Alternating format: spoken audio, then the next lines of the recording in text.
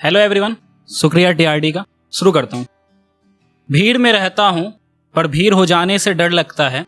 सड़कों पर आसपास लोग चलें तो फिर गुनगुनाने से डर लगता है। और सुना है जब से आई है पास के घर में नई माँ, रोना छोड़िए बच्चों को मुस्कुराने से डर लगता है।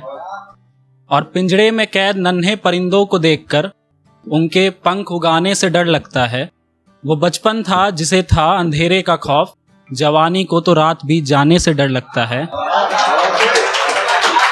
हाँ, और यूं तो उन्हें जीने की कोई तमन्ना नहीं, पर कफन की कीमत देखकर मर जाने से डर लगता है।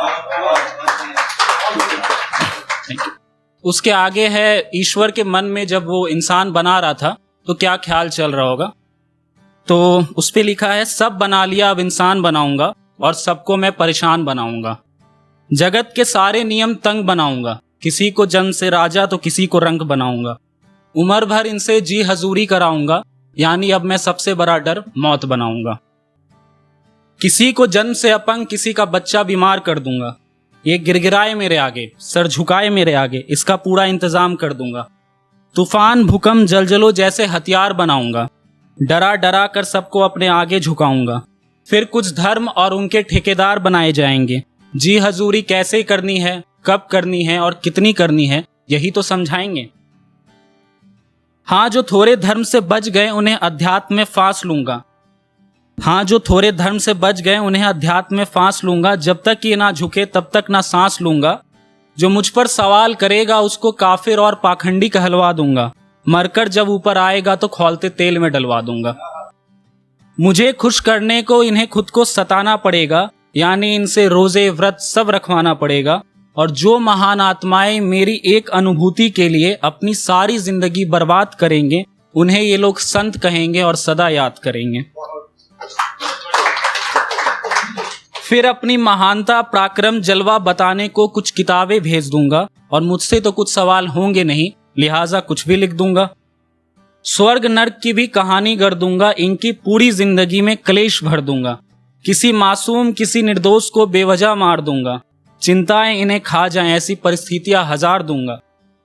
कभी कभी नई बीमारी भेज लाखों को परमानेंट सुला दूंगा। जिंदगी में तमाशा नहीं, पूरी जिंदगी तमाशा बना दूंगा। अब मैं भी क्या करूं, सुख सबके जीवन में बुन सकता नहीं और दुख भी सबके सुन सकता नहीं। सुख सबके जीवन में बुन सकता नहीं और दुख भी सबके सुन सकता नहीं, तो होते कत्लेआम जलते मकान देख लूंगा। और जब अब मजहब बना ही दिया तो दंगे तमाम देख लूंगा।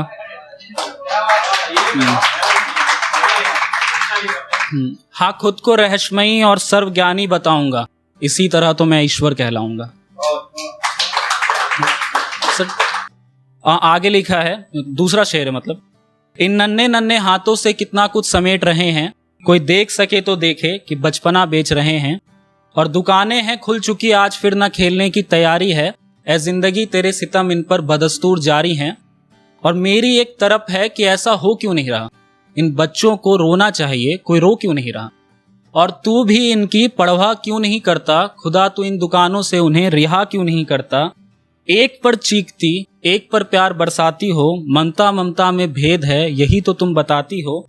और ममता जो अपनी बहुत सोच सोच कर लुटाती हैं, ऐसी माएं अपनी ही कोख की गुलाम हो जाती हैं।